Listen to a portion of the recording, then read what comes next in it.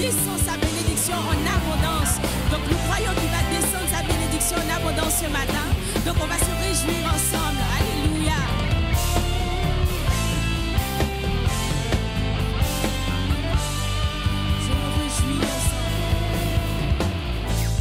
Je me réjouis dans le nom du Seigneur. Je me confie dans le nom du Seigneur. Je lève les mains dans le nom du Seigneur. Et je danse dans le nom du Seigneur. Chantons ensemble, je célébrerai le nom de celui que mon cœur aime. Oui, je bénirai le nom de mon sauveur. Je célébrerai le nom de celui que mon cœur aime. Oui, je bénirai le nom du Seigneur.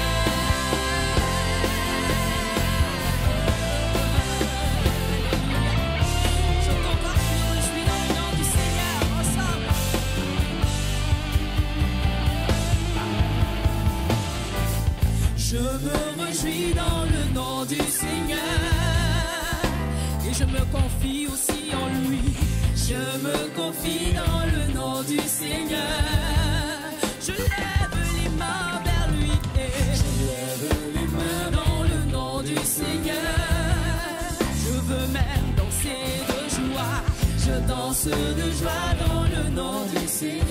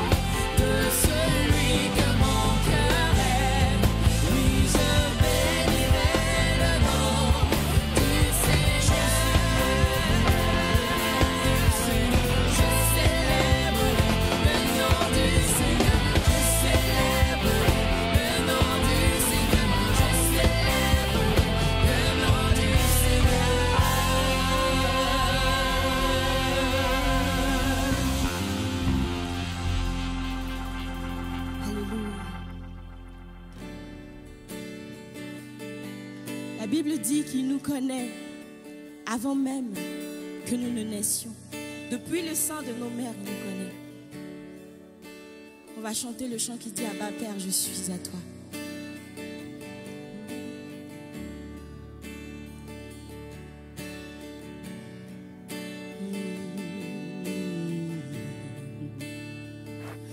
Bien avant le chant qui créa l'univers,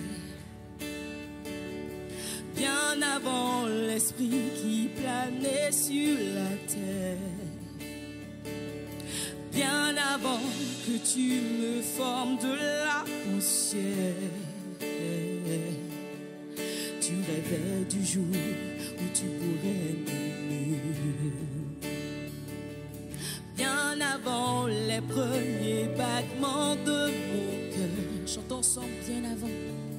bien avant que je m'éveille à ta douceur,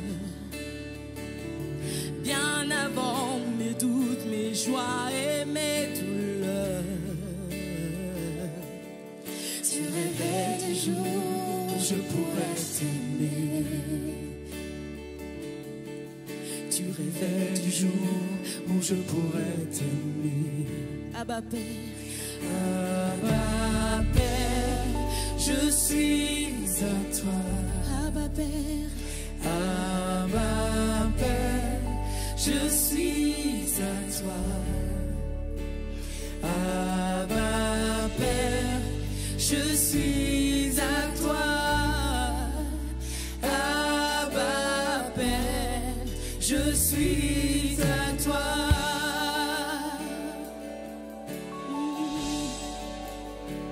Bien avant que Jésus marche, bien avant que Jésus marche sur la terre, bien avant le Fils qui nous montre le Père, bien avant les cieux sur moi soient ouverts. Tu rêvais du jour où tu pourrais m'aimer. Alléluia, tu rêvais du jour où tu pourrais m'aimer. Je suis à toi, Abba Père, je suis à toi. Je suis à toi, Abba Père, je suis à toi. Abba Père, je suis à toi.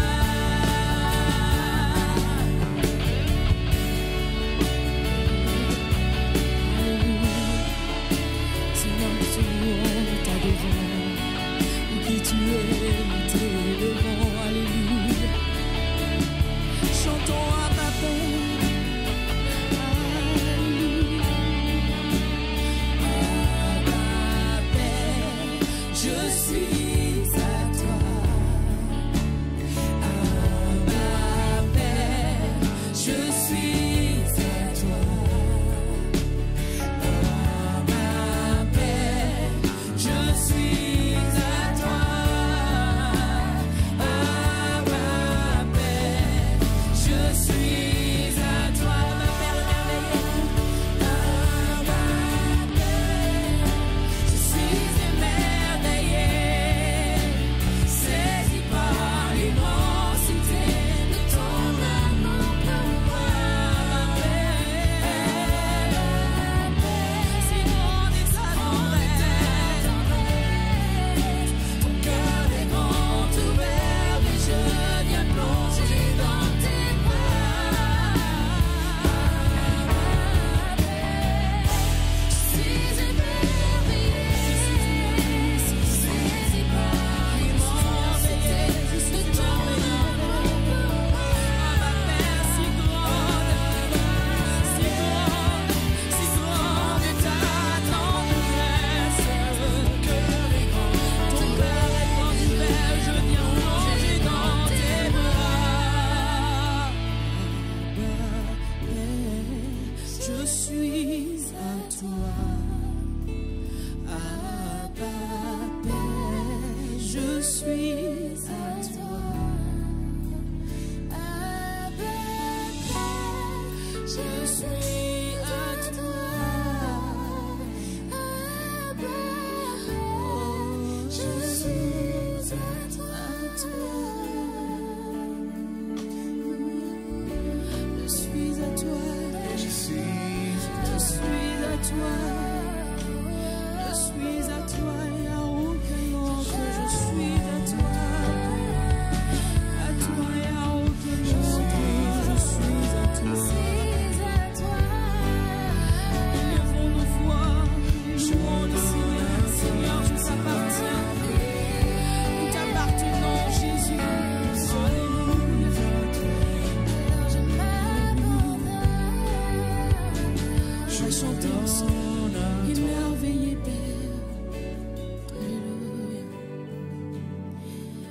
suis émerveillée devant ta face.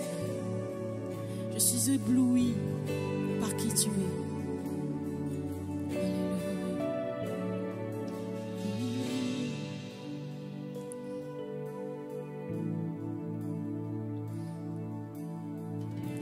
Émerveillée en ta présence. Rien ne t'est impossible. Émerveillé en ta présence. Ta joie me remplit d'espérance. Chantons émerveillé, Émerveillé en ta présence. rien ne t'est impossible. Rien n'était impossible. Émerveillé en ta présence. Ta joie me remplit. Ta joie me remplit d'espérance. Il n'y a personne. Il n'y a personne comme toi, Jésus. Personne n'est comme toi. Sur toute la terre. Sur toute la terre, il n'y a personne comme toi, Jésus. Personne n'est comme toi. Tu fais de grandes choses. Tes œuvres sont glorieuses. Toi le Dieu fidèle, puissant est ton nom. Tu fais de grandes choses. Tes œuvres sont glorieuses. Toi le Dieu fidèle, puissant est ton nom. Alléluia. Chantons ensemble qu'il est le roi. On va chanter encore émerveillé, émerveillé en ta présence. Rien ne t'est impossible. Rien ne t'est impossible. Émerveillé, Émerveillé en ta présence. ta joie me remplit. Ta joie me remplit d'espérance. Il n'y a personne. Il n'y a personne comme toi, Jésus. Alléluia. Personne n'est comme toi.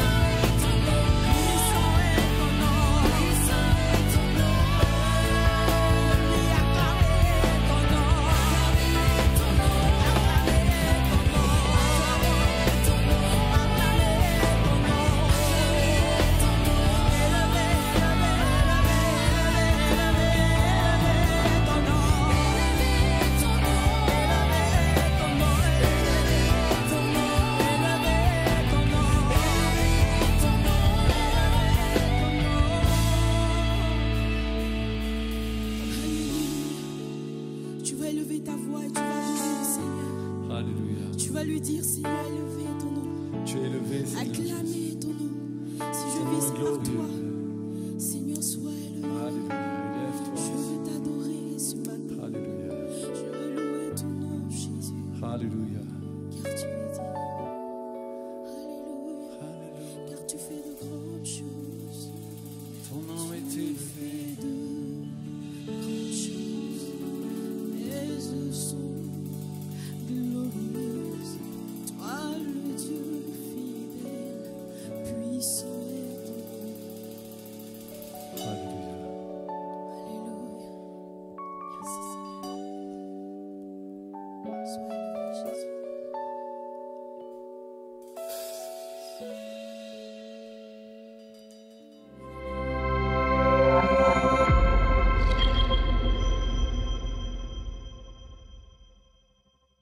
Amen. Voilà, nous souhaitons la bienvenue à tous ceux et celles qui seraient là pour la première fois. Soyez les bienvenus à Église en Action. Alors, je sais que ce matin, on a aussi eu des difficultés au niveau des transports, malheureusement. Il y a eu un accident au niveau du Val d'Argenteuil et donc les transports ont été bloqués. Donc voilà, je pense que certains qui sont là, c'est les rescapés qui ont réussi quand même à venir. Voilà, en tout cas, soyez les bienvenus. Nous saluons aussi tous ceux et celles qui nous suivent aussi sur Internet. Soyez bénis de participer avec nous à ce culte. Que le Seigneur vous fasse du bien. Nous lisons dans 1 Samuel chapitre 17, verset 1. 1 Samuel chapitre 17, verset 1.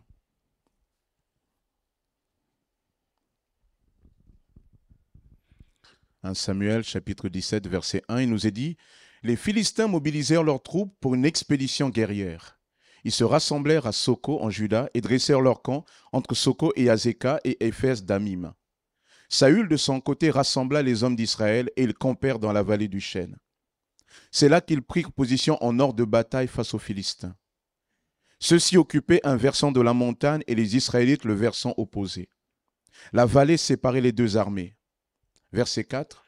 Alors un champion sortit du camp des Philistins et s'avança vers Israël. C'était un géant mesurant près de 3 mètres, nommé Goliath, originaire de Gath.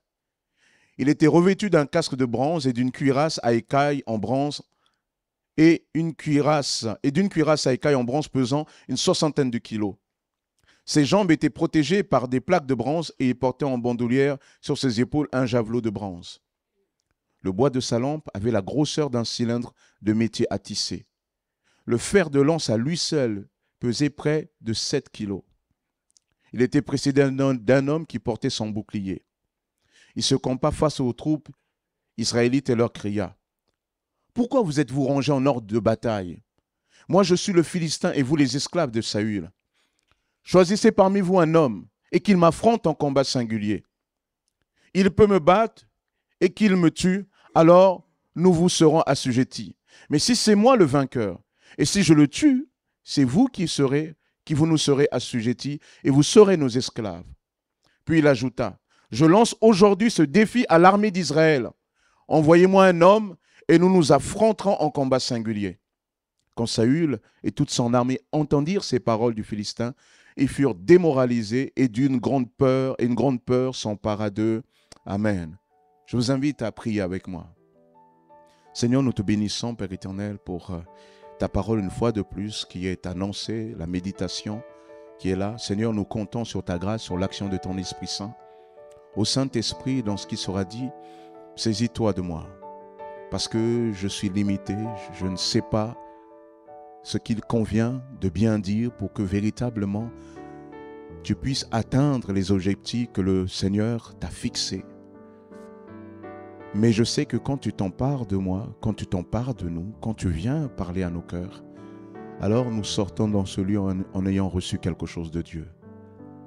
Seigneur, nous voulons réaliser que c'est toi qui es véritablement là, le pasteur, l'Esprit de Christ, et qui dirige ton Église.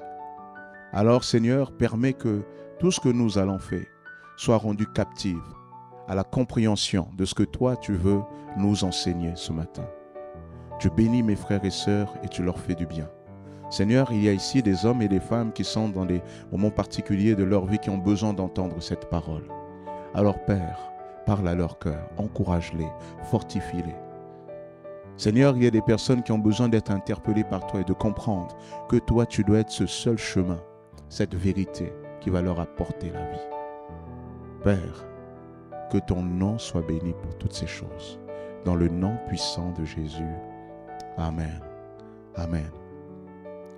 Hier, nous avons eu un service de baptême. Et à l'occasion de ce service de baptême, nous avons eu des témoignages de vie changée. Et ce service de baptême-là, ces baptêmes-là et ces témoignages, en fait, ne sont que la manifestation visible, pratique et publique de ce que le Seigneur a fait dans les cœurs. Qu'est-ce qui s'est passé dans les cœurs? Ces personnes, un jour, ont entendu l'Évangile, ont été interpellées par le Saint-Esprit, et le Saint-Esprit leur a fait comprendre qu'ils ont besoin de Dieu. Le Saint-Esprit leur a fait comprendre que seul Jésus pouvait les sauver. Alors ces cœurs ont accepté le Seigneur, et le Saint-Esprit est venu s'établir en eux. Le Saint-Esprit est venu à commencer une transformation. Cette transformation, on appelle cela la nouvelle naissance. De la même manière que nous naissons selon la chair et nous grandissons, de la même manière, ces personnes sont nées selon l'Esprit et sont invitées à grandir. Vous comme moi, lorsque nous avons commencé à grandir, on n'avait pas conscience de ce qu'on allait rencontrer. S'il y a une chose qu'on n'avait pas conscience, c'est que notre vie allait être faite aussi de défis. Des défis de tout genre, même dès la période scolaire, dans le travail, dans nos relations, etc., etc. Et j'aimerais dire particulièrement à ceux et celles qui se sont fait baptiser, que maintenant que vous êtes en Jésus, votre vie aussi sera ponctuée de défis. Et lorsque je réfléchissais à ce message, le Seigneur m'a mis à cœur ce mot de défi. Ce mot de défi, et lorsque je méditais là-dessus, je me suis rendu compte, je me posais la question, mais quel type de défi fondamentalement qu'un chrétien est amené à rencontrer? J'en ai identifié au moins une dizaine de défis, comme des défis incontournables de la vie chrétienne. C'est pour cela que dans les semaines à venir, je commencerai une série sur les 10 Goliaths de la vie chrétienne. Goliath incarne, comme dans ce texte, le défi que Dieu met devant Israël. Le défi souvent que l'ennemi vient aussi mettre au milieu de nous, provoquer au milieu de nous. Et le Goliath, le défi, eh bien nous aussi, d'une certaine manière, nous avons des Goliaths. Nous avons des Goliaths. Et la vie chrétienne est faite de défis dans lesquels vous et moi, vous allez être obligés de faire face. C'est incontournable. J'en ai identifié au moins une dizaine. Le défi de la foi dans un pays de plus en plus athée. Le défi de la parole au milieu d'une grande offre de la connaissance. Le défi du vivre ensemble dans un monde, par exemple, de plus en plus individualiste. Le défi d'aimer son prochain différent de nous, alors que de plus en plus notre monde se communautarise. Le défi du retour du Christ dans un monde matérialiste dans lequel nos regards sont de plus en plus tournés vers les choses de la terre. Le défi de la pureté, de la sanctification dans un monde de plus en plus corrompu. Le défi de l'évangélisation où chacun cherche à vivre pour soi, etc., etc. Tout un ensemble de défis que nous verrons à l'occasion d'une série. Et lorsqu'on parle de défis, on parle aussi du fait que ces défis sont accompagnés souvent de crainte, sont accompagnés de peur, voire souvent de terreur, comme ici Israël. Israël est là face à ces Philistins, et ces Philistins envoient leur champion.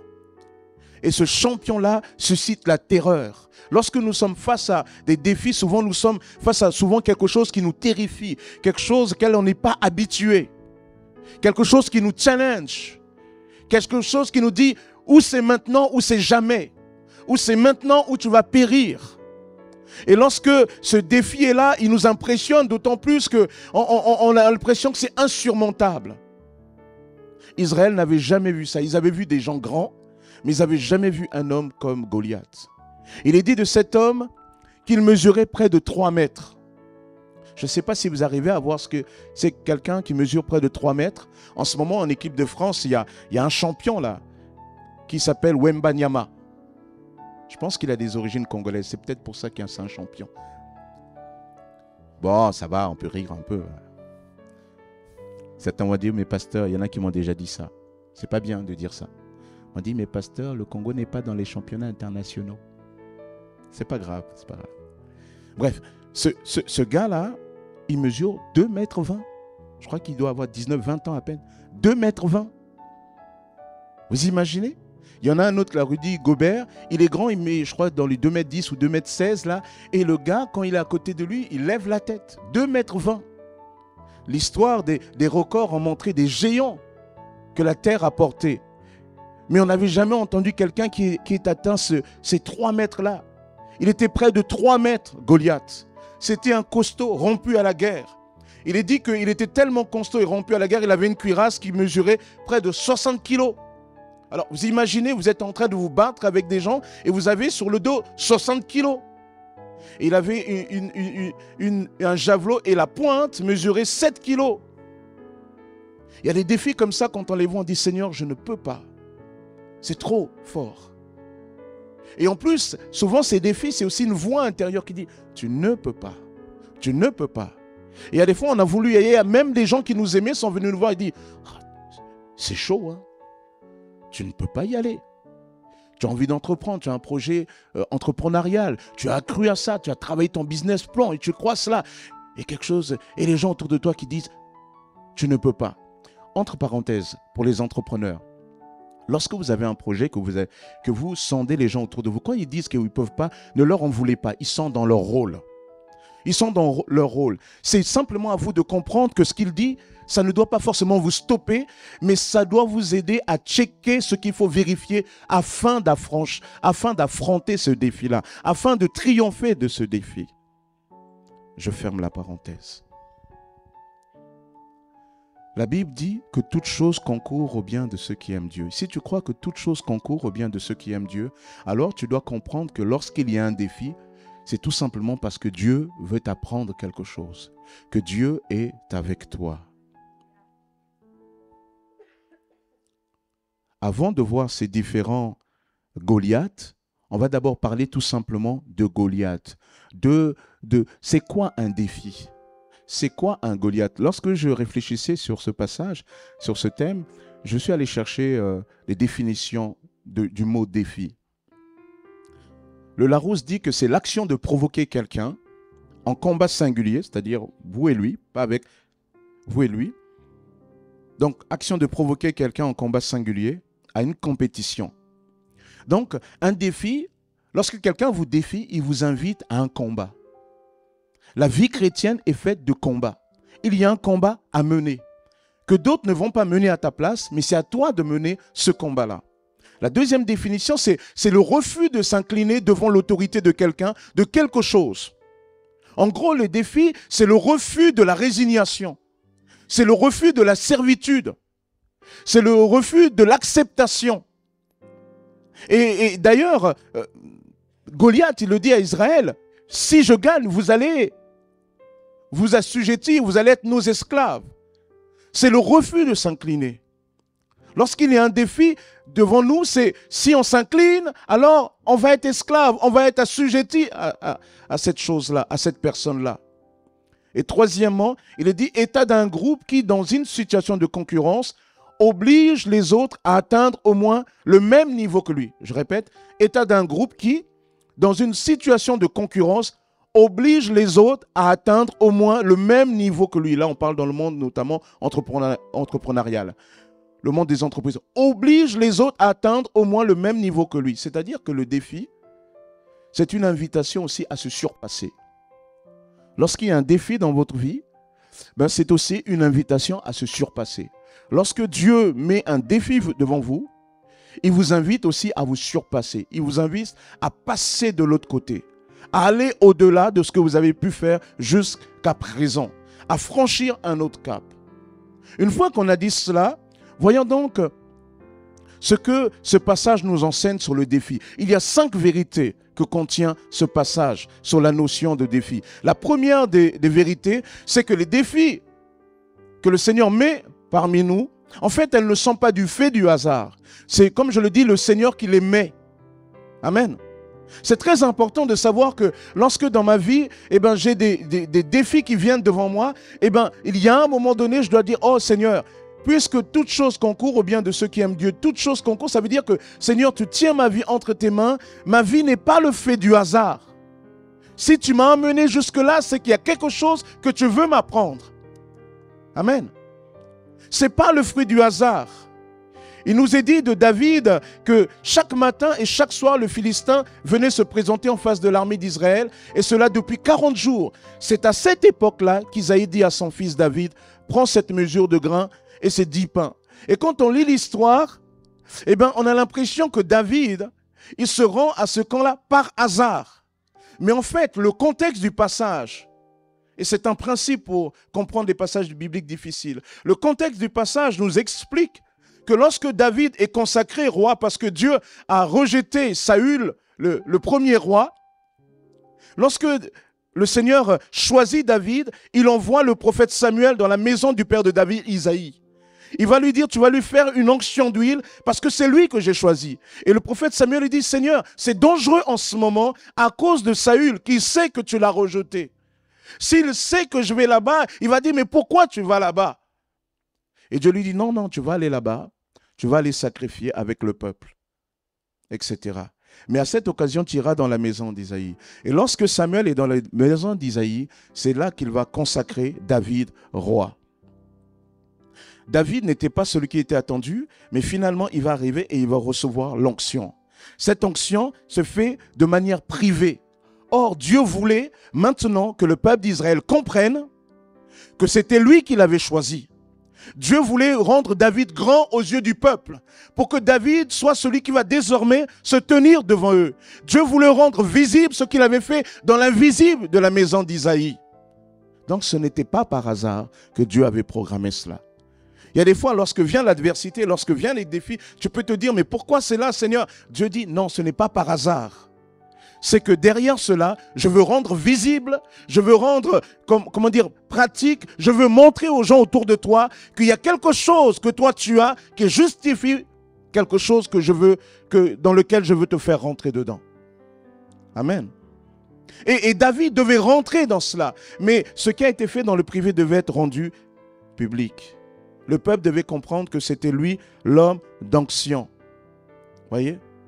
Et lorsque David va triompher, à partir de là, il nous est dit dans le chapitre 18, verset 5, à partir de cette victoire sur Goliath, la vie de David prit un autre tournant. Chaque fois que Saül l'envoyait en expédition militaire, David accomplissait sa mission avec succès, de sorte que le roi lui confia le commandement de ses troupes de choc.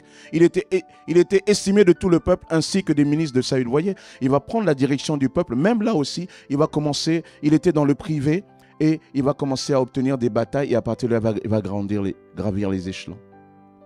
Tu vois? C'est très important pour le chrétien de comprendre que ta vie n'est pas le fait du hasard. C'est très important, tout part de là. C'est de comprendre que ce qui t'arrive, il y a quelque chose. Moi, j'ai banni de mon esprit le fait de traiter chaque événement de ma vie comme si ça arrivait comme ça. Non. Je considère, moi qui n'ai pas connu de papa et qui a laissé mes grands-parents au pays, qui a grandi ici dans ce pays dès l'âge de 10 ans sans père, sans référence masculin, Dieu, il a comblé ça, il a dit, ok, il n'y a pas ça, mais moi je suis là, je vais t'enseigner. Et chaque fois qu'il y a eu des événements, j'ai dit, Seigneur, qu'est-ce que tu veux m'enseigner? Parce que je ne crois pas au hasard. Je crois que ma vie est entre les mains de Dieu. Ou bien souvent, Dieu me conduit dans des situations et il me dit, tu dois renoncer à ça. Ou bien tu dois accepter ça. Tu dois comprendre ça. Mais je sais désormais que ma vie n'est pas le fruit du hasard. Si tu crois que ta vie est le fait du hasard, eh bien tu passeras à côté de beaucoup de choses que Dieu veut t'enseigner. Parce que si tu crois que ta vie est juste le fait du hasard, alors tu ne pourras jamais t'asseoir, tu ne pourras jamais te poser et de dire, Seigneur, qu'est-ce que veut dire ce qui arrive là? Et parce que tu ne peux pas te poser cette question-là, alors Dieu ne peut pas te dire, voici, c'est à cause de ceci, c'est à cause de cela. Passe de l'autre côté de la rive. Très important, première des vérités. Les défis que souvent nous affrontons dans nos vies ne sont pas le fruit du hasard. Amen. David n'était pas prévu dans la rencontre avec le prophète Samuel. David n'était pas prévu dans le champ de bataille. Mais Dieu, dans l'invisible, avait dit à Samuel, va consacrer mon roi. Dieu avait déjà prévu que cet homme-là, et David va le dire plus tard, que Dieu m'a envoyé devant toi pour que Israël comprenne que ce n'est pas par l'épée, le javelot, que vient le triomphe, mais c'est par le fait de Dieu. Les gens peuvent ne pas le voir comme ça, mais Dieu, lui, le voit. Amen. Première des vérités. Deuxième des vérités. Si nous croyons que les défis qui se présentent à nous ne sont pas le fruit du hasard, alors nous considérons que Dieu nous a préparés. Vous voyez, lorsque David voit Goliath invectiver le peuple d'Israël, l'insulter, ça bout en lui. Alors il va voir Saül, il va dire, t'inquiète pas, moi Dieu m'a choisi, je vais le combattre. Saül lui dit, non, tu ne peux pas, tu peux pas le combattre. Parce que lui, c'est un homme de guerre. Tu n'es qu'un gamin, alors que lui, c'est un homme de guerre depuis sa jeunesse. Verset 34, David répondit à Saül, quand ton serviteur gardait les moutons de son père et qu'un lion ou même un ours survenait pour emporter une bête du troupeau, je courais après lui, je l'attaquais et j'arrachais la bête de sa gueule. Et si le fauve se dressait contre moi, je le prenais par son poil et je le frappais jusqu'à ce qu'il soit mort. Excusez-moi, on le lit comme ça, mais David aujourd'hui, on dirait c'est un mytho. Non, David, non. Un ours vient, un lion vient, qu'est-ce que tu fais? Tu cours. D'ailleurs, quand on explique, je voyais un reportage sur les ours dans les grandes plaines froides, là. Il disait que, bon voilà, il y a des fois, c'est une stratégie. Hein, je vous l'explique que déjà, je souhaite que jamais vous ne rencontriez des ours, si ce n'est au zoo et derrière une cage, hein, c'est mieux. Mais ils disent que si jamais vous rencontrez un ours, en fait, il ne faut pas combattre, il faut vous allonger, il faut rester calme. Moi, je trouve toujours formidable les gens qui ont des conseils comme ça. La réalité, le jour que vous voyez l'ours, vous allez tous courir. Ben oui, vous allez courir. Même si on vous dit qu'il court plus vite que vous, vous allez courir. Qui va rester là? Non, il faut rester calme et tout ça, il ne va rien te faire. Non, vous allez courir. En tout cas, il y a une chose que vous n'allez pas faire. Vous n'allez pas courir après l'ours. Vous imaginez l'ours, il est là, il vient vous attaquer et il voit que vous le courez après. Si l'ours était un Africain, il dirait « Hey !» Mais c'est comme ça que les Africains d'abord... Bon, bref. David dit, quand l'ours venait voler les brebis, on aurait dit, il vient voler les brebis. Tu cours, il dit, non, non, non. Moi, je le courais après. J'arrachais de sa gueule la brebis. Et si jamais il n'était pas content, qu'il voulait se dresser contre moi, en gros, il lui dit, je lui ai défoncé sa gueule. Bah oui, c'est la gueule. Hein, ah oui. Ah oui, oui, il dit ça, David. Moi ça rigole pas. Wow.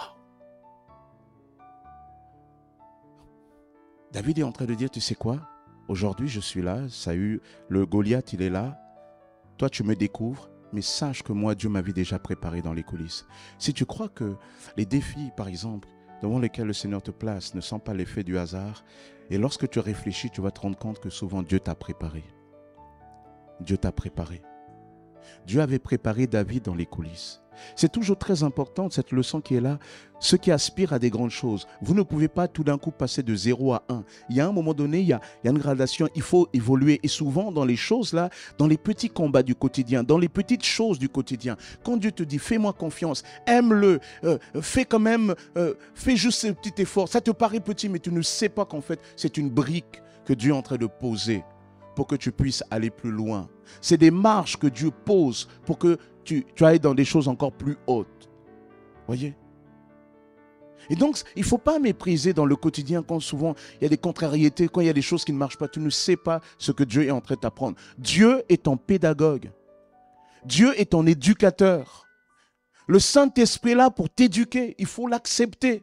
Si tu ne l'acceptes pas, alors tu ne pourras pas franchir certains caps. Souvent, tu es là, tu te focalises sur ce que le Seigneur te demande à ce moment-là. Tu ne comprends pas que le Seigneur est en train de te faire passer à son école. Et que quand tu pries et que tu dis, Seigneur, je veux aller là, Dieu dit, tu veux aller là, ok, je vais te bénir. Mais regarde, prépare-toi maintenant. Je le dis encore. Même si Jésus est avec vous, vous ne pouvez pas passer de chez vous, vous levez le matin, vous mangez vos céréales et vous dites, ça y est, je vais à Roissy, je vais aller piloter un avion. Et encore moins un avion avec des passagers. Personne ne vous laissera prendre la place. Il y a de fortes chances même que si vous y allez, on appelle la police, on vous interne. Ça n'existe pas. Et Dieu nous prépare souvent comme ça. Il y a des défis, il y a des challenges. Tu as des choses devant toi, il y a des situations, tu ne sais pas quoi faire. Et Dieu dit non, non, non, regarde. Tu peux parce que je t'ai préparé. Je t'ai préparé. Je t'ai préparé. C'est à toi de le réaliser. Dieu nous prépare. J'aime cette parole de l'Écriture dans Philippiens 4, 1 Corinthiens 10, qui nous dit qu'aucune tentation, aucune épreuve qui survient n'est au-dessus de nos forces. Dieu nous donne aussi le moyen d'en sortir. Amen. Troisième des vérités. Première des vérités, ce n'est pas par le fruit du hasard. Deuxième des vérités, Dieu nous a préparés. Et troisième des vérités, ces défis ne peuvent être relevés qu'avec l'aide de Dieu. 1 Samuel 17, 42. Il examina, lorsqu'il vit devant lui un jeune homme, roux et de belle figure, il le regarda avec mépris et lui lança. « Est-ce que tu me prends pour un chien ?» Ça c'est Goliath. « Pour venir contre moi avec un bâton ?» Puis il le maudit par ses dieux. « Approche un peu, ajouta-t-il, pour que je te donne ta chair à manger aux oiseaux du ciel et aux bêtes des champs. » Verset 45. À quoi David répondit, « Tu marches contre moi avec l'épée, la lance et le javelot. Et moi, je marche contre toi au nom de l'Éternel, le Dieu des armées célestes, le Dieu des bataillons d'Israël que tu as insulté. » Quand Goliath est venu défier Israël, David était sûr que Dieu allait le faire triompher parce que David y voyait l'invisible. David y comprenait que cet homme, quand il est venu défier Israël, il n'est pas venu défier juste un peuple comme n'importe quel peuple. Il est venu défier le peuple de Dieu. Il est venu défier leur chef suprême, Dieu lui-même. Et David, il savait que Dieu ne pouvait pas laisser impuni une telle insolence. Alors David, il va y aller. Et il dit à Goliath, tu sais, je vais te vaincre. Pas par mes forces, mais je vais te vaincre. Parce que moi, je viens au nom de l'Éternel des armées. Philippiens 4, 13 nous dit, je puis tout par celui qui me fortifie. Amen. Je puis tout par celui qui me fortifie. Les choses ne peuvent être relevées que par Dieu. Et d'ailleurs, David va dire à Goliath, tu sais, je vais te vaincre et le monde saura qu'Israël a un Dieu. Waouh! Le monde saura qu'Israël a un Dieu. On peut tout que par la force de Dieu. Et ce qui est très intéressant, c'est que Jésus, il a prévu cela.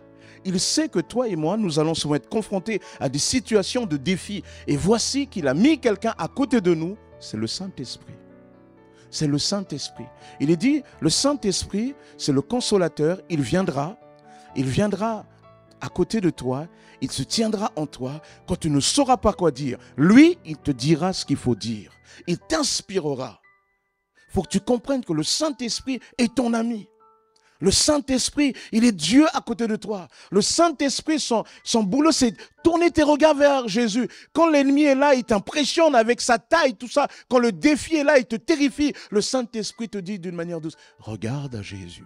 Il est le Seigneur de toutes choses. Regarde à lui.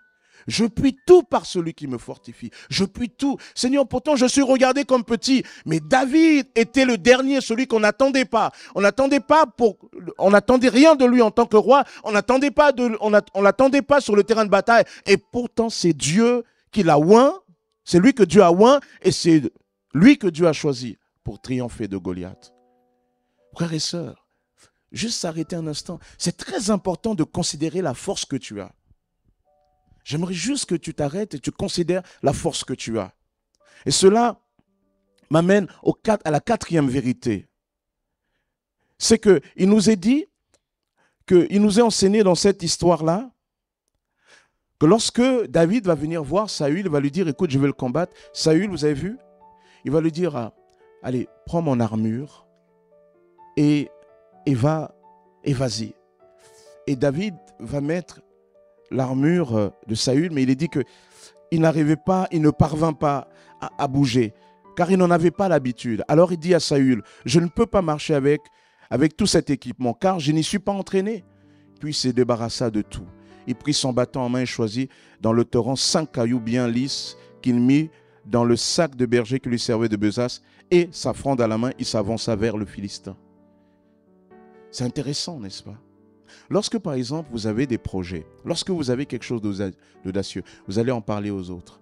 Et souvent, les autres, je l'ai dit tout à l'heure, ils vont vous dire « Non, tu ne peux pas, etc. » Mais vous savez, ils ont souvent une autre réaction.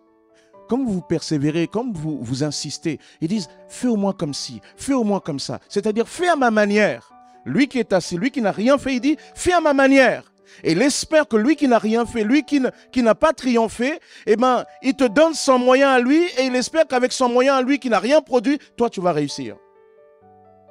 Saül n'avait-il pas une armée, une armure? Pourquoi n'est-il pas allé combattre lui-même Goliath?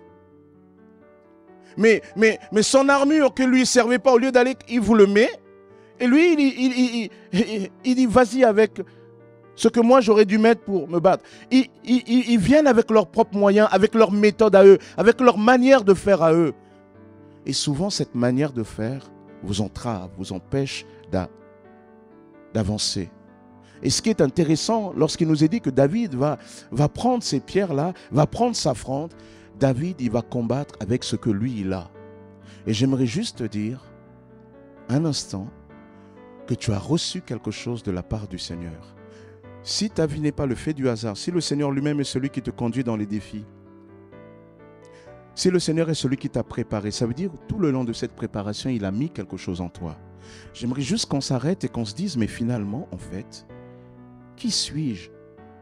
Et de considérer que souvent nous avons un plus grand potentiel que nous le croyons.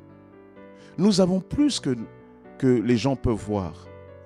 Les gens disent, vas-y, fais à ma manière, mais cette manière, ça ne te correspond pas. Fais à ta manière à toi. Il y a ce grand milliardaire chinois, je crois que c'est Jack Ma, le fondateur de Alibaba, le grand site Alibaba. Il avait postulé pour rentrer à Harvard. Harvard l'a refusé. Mais sans Harvard, il a réussi du point de vue entrepreneurial. Voyez? Il a réussi avec ce qu'il était. Il a mis en mouvement ce qu'il était lui-même. Là où ce qui lui manquait, il est allé le chercher. Il a déployé une ingéniosité qui lui était propre. Il n'est pas allé avec la stratégie des autres. Il est allé avec ce qu'il était lui-même. Il y a des fois, nous devons considérer quand ces défis sont là, Dieu dit non, j'ai mis quelque chose en toi. Il y a quelque chose qui est en toi. Et c'est avec ça que tu dois aller. David, il n'était pas à l'aise avec l'armure de Saül, mais il était à l'aise avec ses cailloux à lui. Or, ces cailloux, au vu des autres, ce n'était pas approprié. Le bonhomme, 3 mètres, une cuirasse de 60 kilos sur lui. Et toi, tu vas avec des pierres. Si encore à l'époque, tu avais une Kalachnikov, mais c'est réglé. En plus, même si, voyez, encore s'il y avait un petit pistolet, au moins, bon, tu vises bien. Il n'y avait rien de tout ça. Bonhomme, lui, j'ai vu quand je pensais à ce message, j'ai vu des vidéos sur la bataille. Souvent, les films rentrent de David et Goliath. Et apparemment, ça doit être historique, mais quand ils présentent l'épée des Philistins, ce n'était pas une épée droite ou, vous savez, un peu court comme ça, mais c'était une épée, ça avait un côté, c'était comme ça, là. Comme un demi-cercle comme ça. Et c'était comme, voilà, comme un, comment on appelle ce... D'accord. Tu as dit Christy Bat. Ah mais ma soeur, tu me parles avec le masque, moi je ne comprends pas. Un festival, merci. C'est évident, n'est-ce pas, pour vous? Un festival. Bon, je crois, je suis comme toi. Mais voyez, en tout cas, ces courbes-là, c'est tranchant. Donc, et c'était long, et c'était grand, quoi. Et Goliath, il vient avec. Waouh! Et toi, tu viens avec des pierres. Oui, mais sauf que ces pierres-là, c'est les moyens que Dieu lui a donnés à lui. Ça ne veut pas dire que lorsqu'on entreprend, lorsqu'on est face à des défis, qu'on n'a pas besoin d'autres, qu'on a besoin de leurs conseils, etc. Mais il y a quelque chose, vous devez faire confiance à ce que le Seigneur a mis en vous. Amen. C'est très important. Peut-être les gens ne le perçoivent pas, mais fais confiance à ce que Dieu a mis en toi. Tu as envie d'entreprendre dans le tel et tel domaine, vas-y. Oui, mais pasteur, je peux échouer. Eh bien, c'est pas grave. Tu vas échouer, mais tu vas te relever. Et tu vas avancer. L'échec fait partie de l'entrepreneuriat. L'échec fait partie des gens qui entreprennent. L'échec fait partie des gens qui rentrent dans des défis. Souvent, tu échoues, mais demain, tu réussiras. Il faut juste que tu te lèves et que tu calcules, tu te dis, mais pourquoi j'ai échoué? Après, tu vas être meilleur la prochaine fois. Mais si tu refuses l'échec et que tu restes là sur ton canapé, tu n'avanceras pas. L'équipe de France, on leur avait dit, oh, le Danemark, là, ils vous ont battu déjà 2-0 la dernière fois. C'est pas possible. Ils auraient pu être tétanisés par cet échec-là. Mais ils ont décidé d'être sérieux, d'être concentrés, de se surpasser. Et ils sont allés. Ils sont allés. Parce qu'un défi, c'est se surpasser. Alors ils sont... Moi, je regardais ce match-là. Waouh, j'étais là. Bon, je venais de préparer le message quand même. Hein. Et en même temps, j'étais là encore, je sentais cette onction de Dieu là après avoir, pas à cause du match, mais parce que je sortais je préparais le message, le Seigneur me parlait, je mettais les choses, ok, gars. Et je sentais cette onction et je regardais le match. Et vous savez quoi, peut-être vous ne croirez pas, mais il y a un moment j'étais là, quand comment il s'appelle l'équipe là, Danemark, il marque 1-1, tout ça comme ça, et j'étais là. Et quelque chose mais il n'y avait vraiment pas de doute. Le Seigneur me dit, Kylian Mbappé va marquer. Non, je t'assure. J'ai dit, pourquoi je vous dis ça? Mais j'ai eu la conviction, il n'y avait pas Giroud, je ne sais pas qui d'autre, les Ndébélé. Non, le Seigneur m'a dit, Kylian Mbappé va marquer. Je n'avais pas de doute. Je crois qu'il y a des fois, quand vous êtes sous l'onction comme ça, le Seigneur vous dévoile des petites choses comme ça. Kylian Mbappé va marquer. Et moi, je voyais le titre, la France gagne par un doublé de Mbappé. Et 5 minutes après, Kylian Mbappé, on le sert, je crois que c'est Dembélé, c'est ça? Qui lui a servi là? Comment? Griezmann. Merci, je n'avais pas compris. Griezmann le sert. Vous aussi, il y a plusieurs Griezmann en France. Antoine. Bref. Et Antoine Griezmann le sert. Et il vient juste avec la cuisse là, et ça rentre dans... Je dis, waouh. J'étais alléluia. Et j'ai dit... le Seigneur aussi regarde le match alors. C'est une manière de parler à la manière des hommes. Hein. Ne développez pas une théologie avec ça. Mais on bénit le Seigneur, on a eu raison du Danemark. Mais voyez, ils se sont surpassés. Le Seigneur a mis en toi plus de potentiel que tu ne le crois. Je t'en prie. Il y a des fois, il faut que tu t'asseyes et que tu regardes et tu dis, mais Seigneur, je suis plus beau, je suis plus fort, je suis plus capable que je ne le crois. Tu es beau, tu es belle par le fait de Dieu. Tu es conquérante, tu es triomphante par le fait de Dieu. Et arrête de t'empoisonner dans les mots là, lève la tête. Tu réfléchis à telle chose, alors dis au Seigneur de te préparer. Et quand le Seigneur te prépare, il fait des petits pas. Et dans ces petits pas, il faut qu'il y ait, c'est à force de petits triomphes qu'on arrive aussi à la victoire. David, il prend les pierres et il dit, moi je vais avec ça. Il dit, mais tu ne peux pas aller avec ça. Il faut des épées. Il dit, oui, mais attendez. Vous me demandez des épées parce que vous croyez que je suis un homme de guerre. Moi, je ne suis pas un homme de guerre classique. Moi, je suis un homme d'une autre guerre. Dans ma guerre à moi, le Seigneur, il prend même tout ce qui est faible, même la petite pierre, il le transforme en balle. Et David va prendre sa offrande. Et le gars, il vient, il dit, ouais, toi, tu viens comme un chien, tu me prends pour king. Ah, David, il le voit. Mon Dieu, vous imaginez si vous avez les caméscopes là, vous serez là, ouais. Il y aurait des commentateurs de foot. Oui, effectivement, David se déplace sur sa gauche. David, il est là, il prend sa fronde, effectivement, il prend un bâton. Nous ne comprenons pas trop ce qu'il veut faire. Qu'est-ce qu'il veut faire à votre avis? Écoutez, moi je pense que David, à ce moment-là, la veille, il était un peu chaud, etc. Vous voyez, si c'était un peu match de foot. Mais ce n'était pas le cas. Revenons à la Bible. On prend un peu trop de liberté avec le texte biblique, non. Mais, et David, il prend comment on appelle? La fronde, il prend ça, un bâton, il en avait pris 5 pierres, et il prend juste une pierre. Il dit, toi tu viens avec la lance, le javelot, l'épée. Moi tu sais quoi? Moi je viens pas au nom de la ferraille. Moi je viens pas au nom des trucs bling bling bling bling.